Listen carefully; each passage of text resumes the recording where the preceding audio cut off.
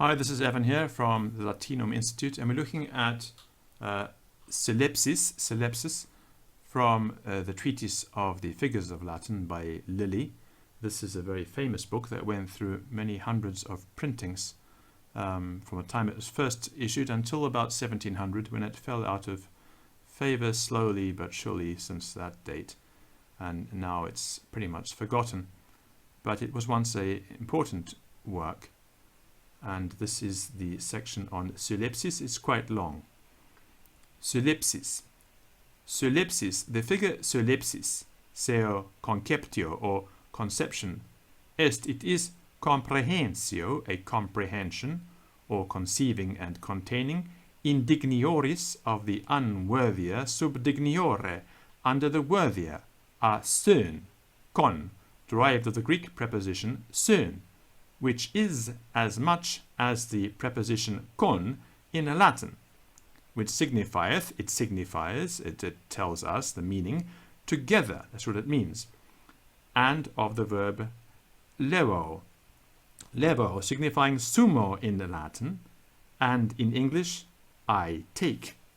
I'm going to scroll down now, so if this bothers you, shut your eyes for a second, and when you hear my voice, you will know I've finished scrolling. As much to say as a taking together. But in this derivation and composition, the letter n in the preposition syn, for a good sound's sake, is turned into l, as syllepsis for synlepsis. Conception is twofold. Conceptio, conception, autem also est duplex, of two sorts, scilicet, namely personarum, of persons, quoties, as often as persona, a person, concipitur, is conceived, cum persona, with a person, et, and, generum, of genders, quoties, as often as genus indignius, the unworthier gender, concipitur, is conceived cum genere digniore, with the worthier gender. Quies re declarandae gratia, for the declaring of which things sake, observabis, you shall mark, you shall notice, hark, these things, quae which sequuntur do follow. I'm going to scroll. A direction for the making more plain of that which was said before. Copulatum, a word coupled, per conjunctionem, by the conjunction et, and nec, neither, neque, neither, and cum, with this preposition cum, acceptum, taken pro et, for the conjunction et, and est pluralis numeri, is the plural number. Ac, and proinde, therefore, verbum, the verb, aut adjectivum, or the adjective, aut relativum, or the relative, exigit, requires plurale, requireth in the Old English, the plural number. Quod quidem verbum, which verb indeed aut adjectivum, or adjective, aut relativum, or relative, quadrabit, shall agree in genere, in gender, et persona, and in person, cum supposito, with that which is put with it, ac substantivo, and with the substantive, the noun, digniore, that is the more worthy, ut, as for example, quin tu et soror facitis. Why do not you and your sister do it? Or in the Old English of this text from 1690, why dost not thou and thy sister do it? I'm going to scroll down. Ego et mater miseri sumus. I and my mother are in misery. Tu et uxor qui ad fuistis testes estote. Thou and thy wife, you and your wife, which were present, we'd say now who were present, be ye witnesses. And we would say now, be witnesses. Both of you. So here are three examples. I'm going to scroll. Applying of the first example unto the rule. In the first example, queen tu et soror facitis, the two substantives tu and soror, coupled together by this conjunction et and, are the plural number in worth and value, because words coupled together by a conjunction are equal to the plural number, and therefore require a verb of the plural number, as this verb facitis in this sentence is, the which verb in person it agrees, with the nominative case tu, which is the second person. I'm going to scroll. And therefore more worthy than the third person, soror. The applying of the second example unto the rule. In the second example, ego et mater miseri sumus, the two substantives ego et mater, coupled together by the conjunction et and, are equal unto the plural number, and therefore do make the verb sumus to be of the plural number, as also the adjective miseri to be the like, which verb sumus agreeth with the nominative case ego in person, being of the first person, as the same is. Ego is the first person, in other words. I'm going to scroll. The applying of the third example unto the rule. In the third example, tu et uxor, qui ad fuistis testes estote, the two nominative cases tu et and uxor, coupled by the conjunction et and, are equivalent or of like value with the plural number, and do cause the two verbs ad fuistis and estote to be of the plural number, as also the relative qui, to be the like, of which verbs agree in person with the nominative case tu, being the second person, as they also are. I'm going to scroll. Conceptio personarum, conception of persons. Note in the margin, the worthiness and unworthiness here spoken of is not of birth or place, but of construction or construing. Enim, for. Prima persona, the first person, est dignior, is more worthy, quam secunda, than the second, aut tertia, or the third. Et secunda, and the second person, dignior, is more worthy, quam tertia, than the third. Ut, as for example, ego, et pater, sumus in tuto. Ego et pater, I and my father, sumus, are in tuto, in safety. Tuatque, frater, estis in periculo. Tu, you, atque, frater, and your brother, and thy brother, in the Old English, estis, are, in periculo, in danger. Neque ego, neque tu, sapimus. Neque ego, neither I, neque tu, nor thou, nor you, sapimus, are wise. Virgil, di velimur, inde, ipitus, et pellas, mecum. Di velimur, we are hailed, greeted, inde, hence, from there, ipitus, et pellias, mecum, and myself. Idem, the same Virgil. Remus cum fratre Quirino juro dabant. Remus, cum fratre, and his brother Quirino, juro dabant, did make laws. I'm going to scroll down. Here are 5 examples. The applying of the first example unto the rule. In the first example, ego et pater sumus in tuto.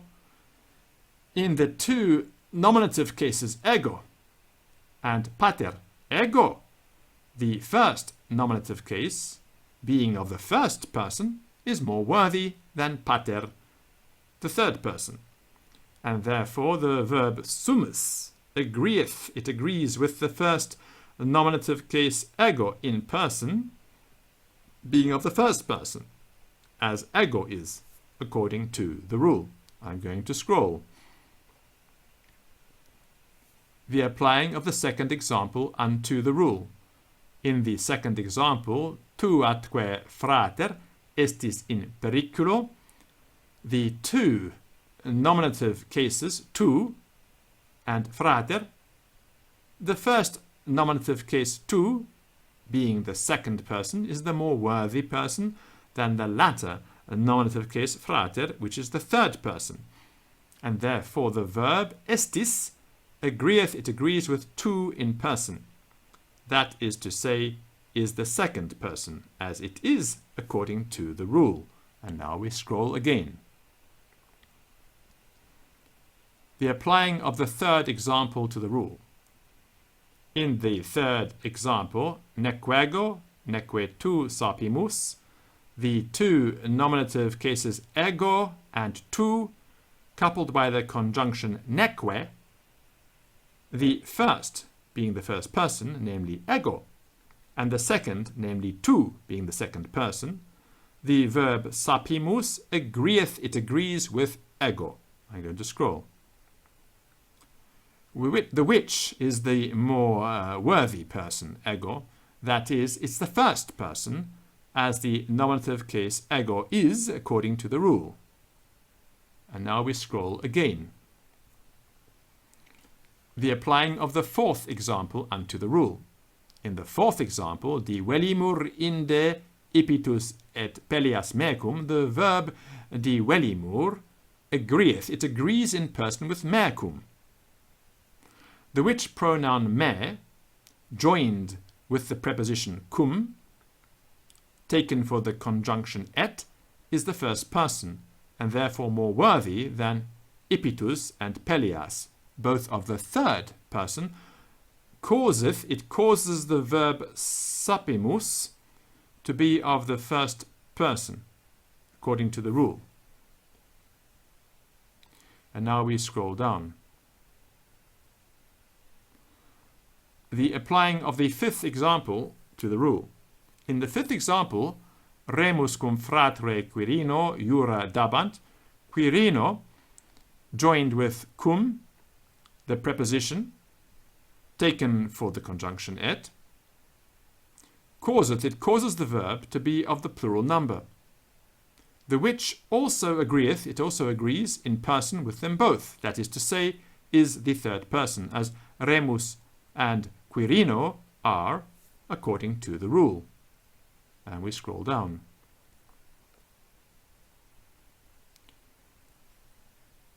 Tamen, yet, notwithstanding, cum, the preposition cum, with, taken for the conjunction et, and in such kind of speaking as before, magis amat, rather loveth, verbum singulare, a verb of the singular number, ut, as for example, tu quid ego et populus mecum desideret, audi. Tu audi, hear you, quid populus, what the people, mecum, and I, desideret, do desire, doth desire in this English from 1690. And note, cum, the preposition taken for the conjunction et, coupling words together, will rather have a verb singular. The applying of the example unto the rule. In this example, the verb desideret is rather the singular than the plural number. As in such other like kind of speaking, the verb singular is more useful. More usual, sorry. More usual, not useful. Let's go down. Conceptio generum, the conception of genders. Scrolling. Dignius genus, the more worthy gender. examples 1, 2, and 3. And of course, nowadays, remember, we're talking about grammar here. We're not talking about reality. Etiam also. Genus masculinum, the masculine gender, est dignius, is more worthy, quam than femininum, the feminine, aut neutrum, or the neuter gender. Et femininum, and the feminine gender, dignius, is more worthy, quam than neutrum, the neuter gender. Ut, as for example, rex et regina beati. Rex the king, et and regina the queen, beati, are blessed. Calyps et aurum sunt in fornace probati. Calyps, steel, et aurum, and gold, sunt probati, are tried or tested, in fornace, in the furnace. Hinc per vim leges et plebiscita coactae. Hinc, hereupon, leges, laws, et plebiscita, and ordinances of the people coactae, are enforced per vim, by violence. The applying of the first example unto the rule, I'm going to scroll. In the first of these three examples, rex et regina beati, the participle adjective beati referred unto these two substantives, rex and regina, coupled with a conjunction, it agrees in gender with the first substantive rex, the masculine gender, which is the more worthy gender for this purpose than the feminine regina. That is to say, I'm scrolling down, the masculine gender as rex is according to the rule. The applying of the second example unto the rule. I'm going to scroll. In the second example, calyps et aurum sunt in fornace probati, the adjective probati referred unto these two substantives, calyps and aurum, coupled with a conjunction, agrees with the first substantive, calyps, which is the masculine gender, which is the more worthy gender than aurum, the neuter gender, that is to say, is the masculine gender as calyps is according to the rule. So here we don't go by the value of gold, which is of superior value than steel, but by the grammatical value of the masculine being more valuable than the neuter. I'm scrolling down. The applying of the third example unto the rule. In the third example, hinc leges et plebiscita per vim coactae. The participle adjective coactae referred to these two substantives as nouns, leges et plebiscita, agreeth. They agree with the first substantive leges, the feminine gender, which is the more worthy gender than plebiscita, the neuter gender. That is to say, the feminine gender as leges is according to the rule. And I'm going to scroll. An exception in the margin, examples 1, 2, 3, 4, and 5. At, but, cum, when, as, substantivum, the substantive, significat, does signify, res inanimatas, things without life. Adjectivum, the adjective, aut relativum, or the relative. Usitatius, more usually, ponitur, is put in a neutro genere, in the neuter gender. Ut, as, Virgilius, as Virgil writeth, as he writes. Cum, when, fregisti, you break, thou breakest, arcum, the bow, et calamus, and the arrows, Daphnidis, of Daphnis. Quae tu, which thou, perverse, Menaica, by way, ward, Menelaus. Et cum, and when, as vidisti, you You saw. It was there, you saweth in the Old English. You saw them, donata, given, puro to the boy.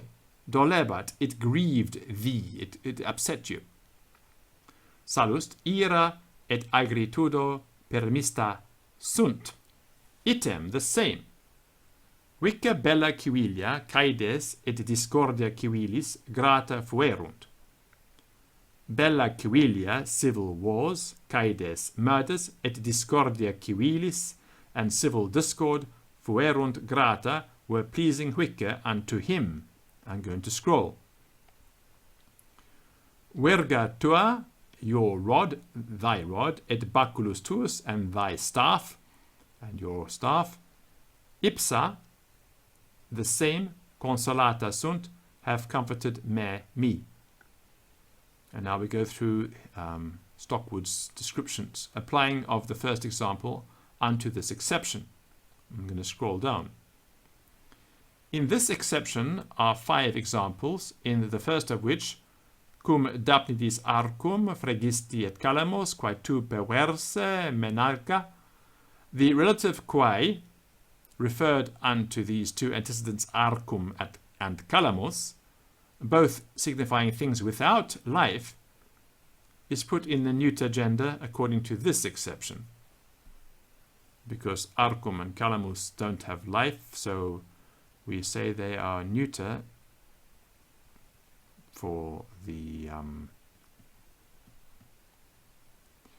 relative.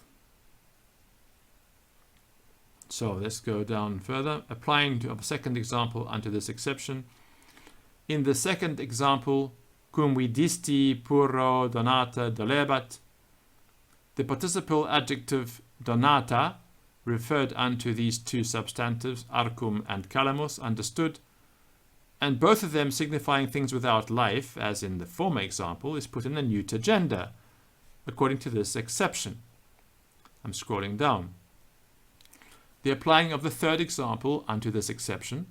In the third example, ira et agritudo permista sunt, the participial adjective permista referred to unto these 2 substantives, ira and agritudo, both of them signifying things without life, is put in the neuter gender according to this exception. And I'm scrolling again. Applying of the fourth example unto this exception. In the fourth example, vica bella civilia, caedes et discordia civilis grata fuerunt, the noun adjective grata, referred to these 3 substantives, bella, caedes, discordia, all of them signifying things without life, is put in the neuter gender, according to this exception. Let's scroll down. Applying of the fifth example unto this exception, in the fifth example, the pronoun adjective ipsa, being referred to these 2 substantives, virga and baculus, both signifying things without life, is put in the neuter gender according to this exception. Scroll again. Conception is twofold. Porro, moreover, conceptio, conception. Alias, sometime, est directa is direct, nempe, to wit, cum, when as concipiens the word conceiving, that is to say, dignius, the more worthy, and conceptum, and the word conceived, that is, indignius, the more unworthy, copulantur, are coupled, per, by, et, the conjunction et, and, well, or atque, the conjunction atque, well, or que, the conjunction que, and alias, sometime, indirecta, it is indirect, cum, when as copulantur, they are coupled, per cum, by the preposition cum, taken for et, ut, as for example, ego cum fratre sumus candidi, I and my brother are white. Ubi utraque conceptio, both conceptions, est, is indirecta, indirect. I'm scrolling again. Estetiam, there are also quaedam conceptio, a certain conception, generum of genders, implicita, unexpressed or not plainly set down. Nempe, namely, quando, when, as, nec genus, neither the gender, concipiens, conceiving, nec genus, or the gender, conceptum, conceived, explicantur, are expressed. Said, but, loquimur, we speak de mare, of the male, atque, and femina, of the female, ac, as de solo mare, of the male alone, ut si, as if dicerem, I should say, uterque, both of them, est formosus, is beautiful. Loquens, speaking de sponso, of the bridegroom, et sponsa, and of the bride. Sic Ovidius, so Ovid, speaketh. Impliciti, laqueis nudus, uterque jacet. Uterque, both of them, jacet nudus, lieth naked, they lie naked, impliciti, entangled, laqueis, in snares, or in a net. Loquens, speaking, de Marte, of Mars, et Venere, and Venus. Implicitis, entangled or caught, reti, in a net, a Vulcano, by Vulcan. Scrolling down. But we stop here. This is the end of this section. So the next one is prolepsis, and we'll deal with that in the next video. So quite a long session here, and you can find the playlist for this at Latinum at YouTube, and also at Latinum at Patreon. Okay, bye.